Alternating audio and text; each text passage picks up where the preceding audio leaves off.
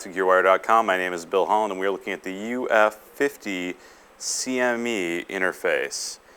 Now, I've taken apart this back panel here. We saw I did this with the Waldorf before, but now we have the UF interface, which effectively takes your CME board and turns it into a full-fledged audio interface. It has a FireWire input, digital out, digital in, MIDI through, MIDI out, regular outputs, phone outputs, headphone volume, and line in and mic or guitar in. What you're going to do with this is you've got your back open here, two of these guys right here, standard cables you might find in your computer. So I have this little guy right here, and I'm going to plug him in on the board here.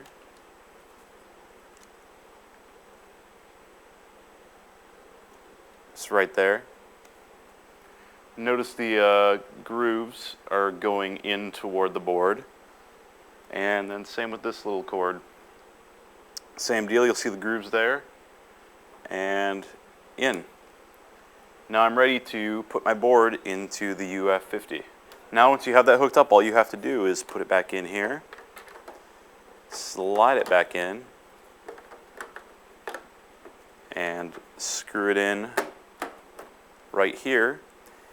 And now keep in mind, this isn't a normal keyboard. You're not going to automatically hear sounds. This has to be hooked up via FireWire to your computer, and it can send audio that's from your computer out to monitor speakers or headphones. You can also send MIDI or receive MIDI to this board, and the board becomes your master controller for all intensive purposes. That's what the purpose of putting this in is. The one disadvantage to that is if you have this in, you can't use the expansion boards like the Waldorf expansion, which we showed you in another video. However, this makes this a very powerful tool for doing any type of sequencing. If nothing else, this is a really easy way to set up your MIDI controller and audio interface all at the same time. You're killing two birds with one stone in this situation. If you saw my other video, I put the Waldorf module into this section of the keyboard and was able to use that as a standalone keyboard. So you can go either way. Either this is a controller or a standalone. You still have the option of having a MIDI out and pedal controls and a USB connection, even if this is not here.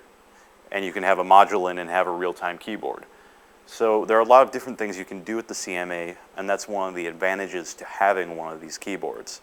Well, that's how to do a basic installation, but for now, this is GearWire, and I am Bill Holland.